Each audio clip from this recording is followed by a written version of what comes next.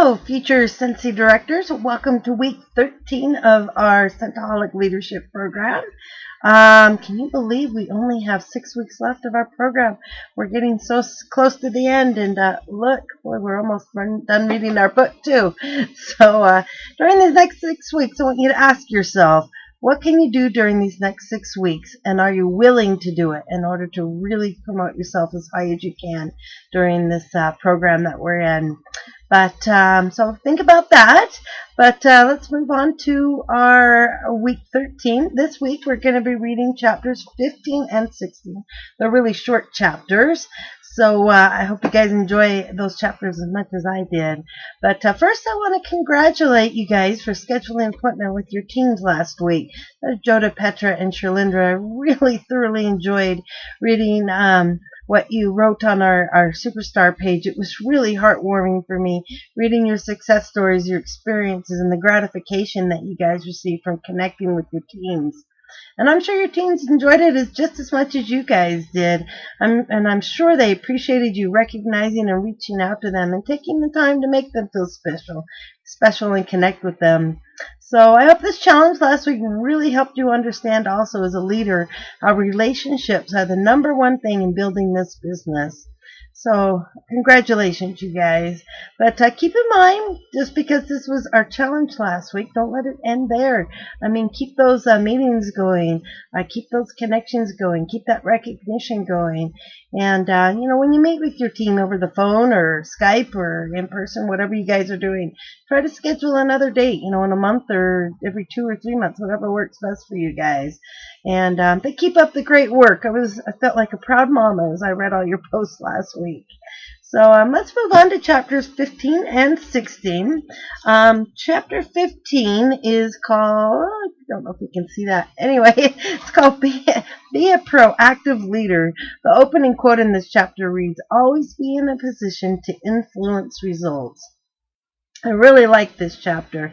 I liked how Mary said you cannot be proactive and disorganized at the same time. And because time management, organizations, and systems has probably been one of my biggest challenges in this business, this chapter really spoke to me and helped me a lot. So Mary said, put systems in place to support the most productive aspects of your business and actively work those systems. So that's what we're going to be talking about today. I mean, you hear Orville and Heidi talk a lot about working smarter, not harder. So I think the biggest thing you can do to work smarter, not harder, is to have systems in place. You've already put a few systems in place already thanks to our previous challenges in this program. You've already created a new recruit mentoring guide, join packets for potential recruits. Another idea that we haven't done yet, but if anybody has created any of these or knows of one, let's share, because I think this would be a great thing to have on hand, is a hostess coaching guide. So when you're working with your hostess to help her, and just have those handy, and then those you could pass on to your teammates as well. And so if you have any other systems that you guys have that are working for you, I mean, please feel free to share. Like I said, we've got a lot of talent in this group, and it'd be fun to see what others come up with. But basically, the idea in this chapter is to have things ready so you don't have to keep recreating things over and over again. So let's move on to chapter 16. This chapter talks about working smarter. The opening quote is, maximize your income by maximizing your partnership. I have to be honest with you, I haven't been doing team incentives very much lately. I will occasionally, but I used to put a lot more time and money into incentives, but I wasn't seeing any of the results that I was intending to have. And the reason I noticed this was because it wasn't changing people's behavior. I was getting people engaged maybe temporarily, but over the long run, there wasn't any behavior being changed with my incentives. And also, Scenty's been doing such amazing incentives lately, especially with the upcoming Can Do Cancun trip. And I don't want to take away the focus from this trip. And this incentive, Scenty's really worked hard, and it is primarily focused to change behaviors. For example, the qualifications for the Cancun require you to build and promote a team, because that's how we make our money, is through our team. I mean, In this business, it's all about your team, and without a team, you don't get to the higher ranks. So since they wanted to make it easy, if they wanted to make it easy, they would have just based this incentive on sales. But they know if you want to generate bigger income, you need to recruit. So instead of focusing on your own incentives, take advantage of what Scentsy puts together and encourage your team to work on those. Plus, how awesome would it be to be in Cancun with your team? So I'm not saying don't do your own incentives. I mean, because incentives can be a great tool in changing behaviors. Just make sure your incentives don't waste your time and money, and make sure you are rewarding and changing behaviors within your groups that are measurable. If you have for example, like if you have a prize for top sales or the top recruiter for that month, people can't measure that. They don't know what other people are doing. They don't know what other people's sales are and how many recruits they have. So they think they can't do it, and they're not going to strive for it. But an example of a measurable incentive is have your team go to their website and write a story and upload their picture on their website. And then have them leave a comment or email you with a link to their website so you can check it out and let them know one person will be entered into a drawing to win a set of mini testers. So, I mean, that can be measured. They can do that. That is something measurable that they can do. And like I said, and hopefully things like that will just slowly start changing behaviors. So another thing Mary talks about in this chapter, which was very timely, I thought, with the announcement of the discontinuation of Grace Adele last week. Mary talks about supporting your company 100%. A quote she says in here, she says, respect the partnership you have with the corporation. You may not agree with everything it does, but that doesn't give you the license to debate its decision. Sometimes company makes mistakes. A company that isn't willing to make bold moves or take risks will quickly become stagnant. So I know the news of Grace Adele was being discontinued was difficult for a lot of us. I really struggled with it when I first heard about it too. I heard about it about 2 weeks before they announced it to all the consultants. But after having some time to let it sink in, I really started thinking how much I really trust Orville and Heidi in their vision, and know their vision is greater than anything any of us can imagine. For example, and some reasons I have so much trust, and why I hope you can get on these incentive trips and go to as many conventions and meetings that you can, because been able to, in the 6 years of my Scentsy career, been able to spend a lot of time with Orville and Heidi, and one of the situations, I was able to speak with Heidi's mom. Her name is Alice. She's a wonderful woman, and she told me that Orville's mindset is constantly planning, not just for now, but 10, 15 years from now. I mean, he really is a visionary, in addition to the great business mind that he has. So I'm so grateful we have such impressive visionaries to lead and direct our company. And also, after my emotions calmed down after the announcement of Grace Adele, I started thinking about it, and I started thinking, wow, it didn't work, but I'm grateful that they took the risk to give it a try and see if it would work. I mean, they learned a lot of what to do, what not to do, and now they're in better position in all aspects when they decide to launch the next brand. So, also, I've been fortunate to sit down and spend time with Orville and Heidi at their home, and like I said, at various incentive trips and superstar meetings. But one in particular meeting was at the Superstar Director Summit a couple of years ago at the home offices in Idaho. And it was a private conversation. Everybody had left. It was just me and another superstar director just chatting personally with Orville. And Orville was commenting and telling us how hard it is to run a company. I mean, designing the products, dealing with product development, all the other facets that go along with it. I can't even imagine and fathom how they do it all. But he said that if it wasn't for Scentsy and all the consultants within the company, he and his family wouldn't be where they are now. So, and if you know the Scentsy story, Orville and Heidi were over $700,000 in debt. I think Heidi told me once that with interest and everything, it was well over $1 million. They had 5 children. They were living in an Airstream camp trailer, and they were eating top ramen noodles for dinner every night. I mean, they were really in a bad position, and things were not looking very good for them at all. But then they came to Utah, and they met Kara and Colette here in Salt Lake City at a home show.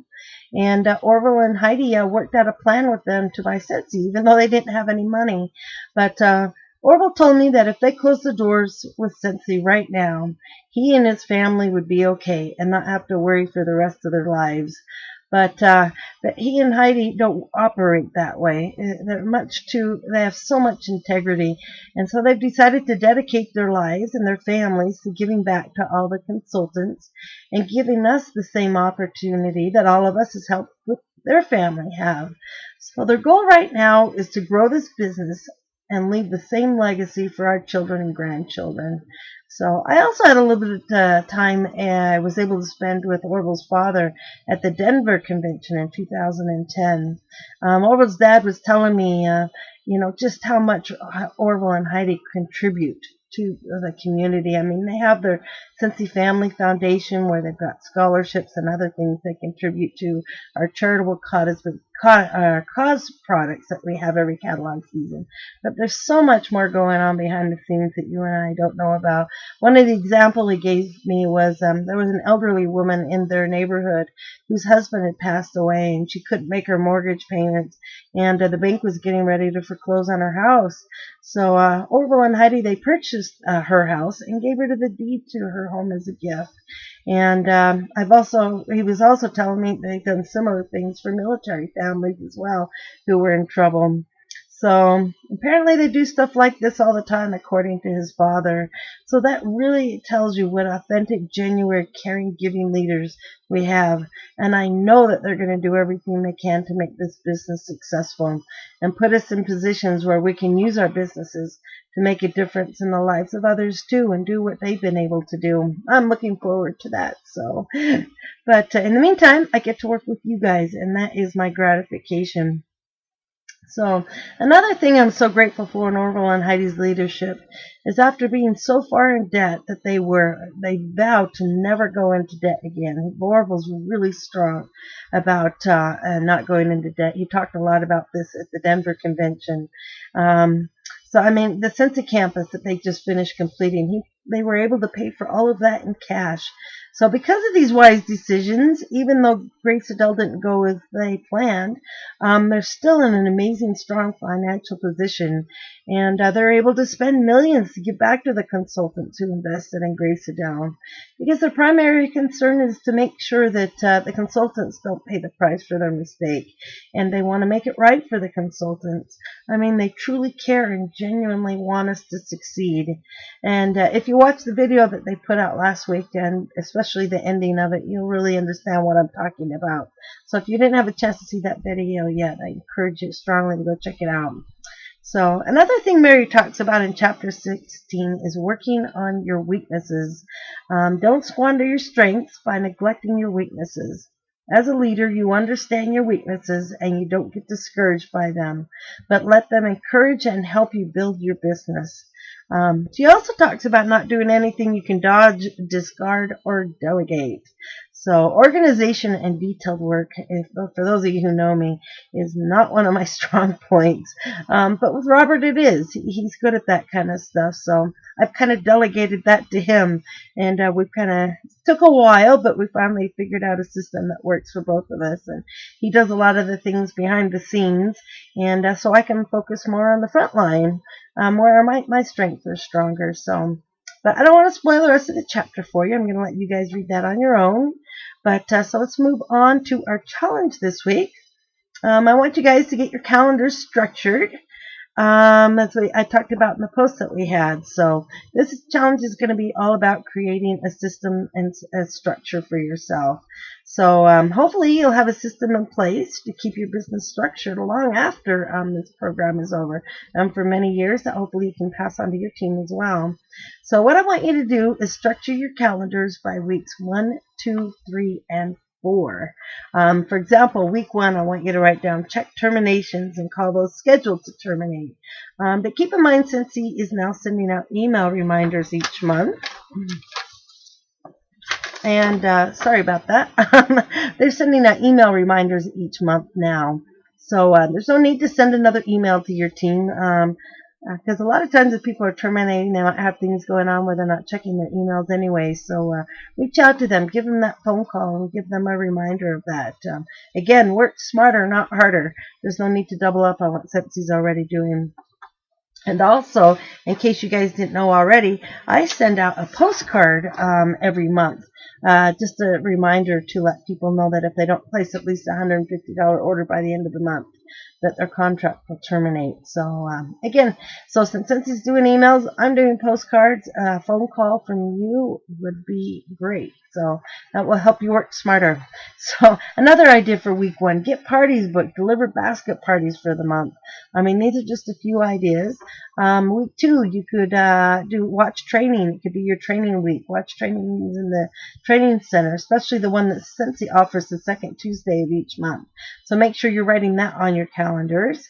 Another thing for week 2, you could schedule a lunch date or Skype meeting with your team. In week 3, you could provide recognition to the top sales, your promotions that happened the previous month, especially since commissions are run on the 10th of each month. If you go to your performance tab and then click on Start Leadership Report, or over on the left-hand side of your workstation, you'll see where you can check these things and see what's going on in the previous month. And like I said, give them a call or a pat in the back, whatever you want to do just to recognize them. We all like that. So, and another idea for week 4, you could check your PRV and your team's PRV, see who's close to promoting. Give them a call, let them know, hey, you're only $100 away from promoting to certified consultant, or so close to reaching lead consultant. That's just an idea. Or you can make samples or set up join packets for the previous month or the following month. So I'm going to post a calendar that another superstar director created and shared for June, just to give you a few ideas of some things you could do. But you don't need to schedule something for every day. Maybe on Sunday, I think this calendar that she has posts something for every day. But I know you guys are busy, so you could just do something like just schedule it for the week. Every Sunday, sit down and write something you want to get done during the week. But the main objective, whatever you guys come up with, it is to create and have a system in place that works for you and use it each month.